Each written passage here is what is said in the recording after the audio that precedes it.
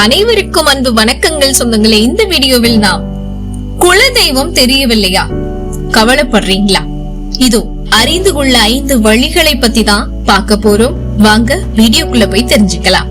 அதாவதுங்க, வாழ்க்கையில தொடர்ந்து கஷ்டங்களையே சந்திக்கிறவங்க தங்களுடைய கஷ்டங்களுக்கான தீர்வை நாடி மகான்களையோ ஜோதிடர்களையோ அணுகினா பெரும்பாலானவர்களுக்கு கிடைக்கிற பதில் குலதெய்வத்தை கும்பிடுங்க அப்படின்றதுதான். இப்படி நாடி செல்பவர்கள் பலருக்கும் தங்களுடைய குலதெய்வம் எது அப்படின்னு தெரியாமலேயே இருப்பாங்க அப்படின்றதுதான் ஆச்சரியமான விஷயம். நாள் செய்யாததை கோள் செய்யும், கோள் செய்யாததை குலதெய்வம் செய்யும் அப்படின்றது பழமொழி. நடக்காத காரியங்களையும் நடத்தி தரும் வலிமை குலதெய்வங்களுக்கு உண்டு. பெற்றவர்கள் எப்படி குழந்தைகளை தங்கள் கண்களுக்குள் வைத்து காக்கிறார்களோ அப்படி குலதெய்வமும் தன் வம்சத்து மக்களை காக்குமா. ஆனால் பிழைப்புக்காக ஊர் விட்டு ஊர், நாடு விட்டு நாடு போய் வாழும் 2-3 தலைமுறை கடந்தவர்களில் சிலர் குலதெய்வ வழிபாட்டை விட்டு விடுவதால் அடுத்த தலைமுறைக்கு தங்களின் குலதெய்வம் எது என்று தெரியாமல் போகிறது. துன்பங்கள் தீர குலதெய்வத்தை தேடிப்போ என்று ஜோதிடர்களோ மகான்களோ சொன்னதும் தங்கள் குலதெய்வம் எது என்று தேட ஆரம்பிப்பாங்க. சொந்த ஊர் போய் பழைய மனிதர்களை சந்திச்சா சிலருக்கு விடை கிடைச்சிடும். ஆனா பலருக்கு அந்த வாய்ப்பும் இருக்காது. அப்படி குலதெய்வம் தெரியாதவங்க தங்களுடைய குலதெய்வத்தை கண்டுபிடிச்சு குலதெய்வ வழிபாட்டை மேற்கொள்றது எப்படி? வாங்க பாத்துலாம். முதல் வழி, பரம்பரையில பெயர்களை ஆராய்ந்து பாருங்க. பொதுவா குலதெய்வத்தின் பெயர்கள் குடும்பத்துல குழந்தைகளுக்கு வைக்கிற வழக்கம் உண்டு. உங்க குடும்பத்தின் தாத்தாவோட அப்பா இவங்களுடைய பெயரை தெரிஞ்சுக்க முயற்சி பண்ணுங்க.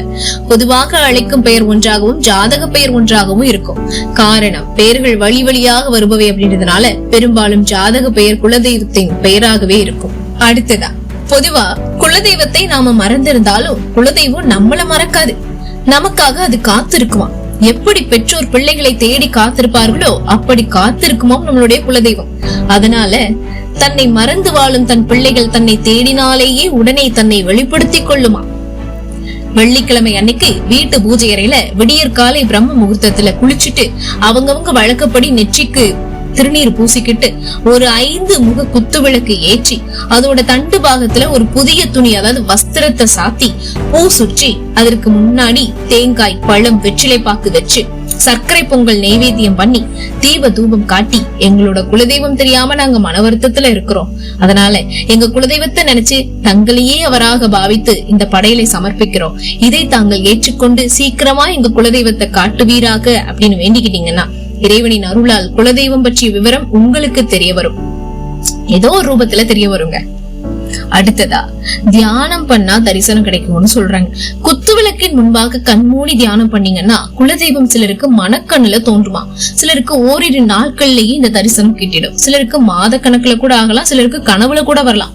அப்படியே குலதெய்வத்தை அறிந்து கொள்ள முடியலன்னா கவலைப்படவே தேவையில்லைங்க. புதிய காமாட்சி விளக்கொன்ன வாங்கி அத சந்தன குங்குமம் இட்டு அலங்கரிச்சு பூசூட்டி விளக்கேத்தி அதையே குலதெய்வமாக கருதி நீங்க வணங்கிட்டு வாங்க.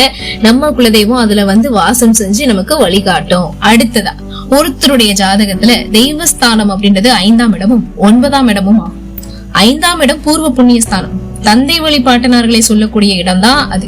அதன் 5ஆம் இடம் ஜாதகத்தின் 9ஆம் பாவம் ஆகும். அவங்களுடைய இஷ்ட தேவதையை சொல்லக்கூடிய இடம் தான். இந்த 2 இடங்களை வச்சு குலதெய்வத்தை நாம கண்டுபிடிக்கலாம். இந்த இடங்கள் ஆண் ராசியா பெண் ராசியான்னு கண்டுபிடிச்சு அந்த தெய்வங்கள் ஆண் தெய்வங்களா பெண் தெய்வங்களான்னு தெரிஞ்சுக்கலாம். இந்த இடங்கள் ஆண் ராசியா பெண் ராசியான்னு கண்டுபிடிச்சு அந்த தெய்வங்கள் ஆண் தெய்வங்களா பெண் தெய்வங்களான்னு தெரிஞ்சுக்கலாம். மேலும் அது நில ராசியில், அதாவது ரிஷபம், கன்னி, மகரம் இருக்கா அல்லது நீர் ராசியான கடகம், விருச்சிகம், மீனத்துல இருக்கா அப்படின்றத தெரிஞ்சுக்கிட்டு அந்த தெய்வம் இருக்கும் இடத்தை நீங்க கண்டுபிடிக்கலாம். நீர் ராசினா ஊரோட எல்லையில் உள்ள நீர் சார்ந்த இடங்களுக்கு பக்கத்துல இருக்கும். நில ராசினா வயல்வெளி சார்ந்த இடங்கள்ல இருக்கும். நெருப்பு ராசியில மேஷம், சிம்மம், தனுசுல நின்னா மலை மேல இருக்கும்.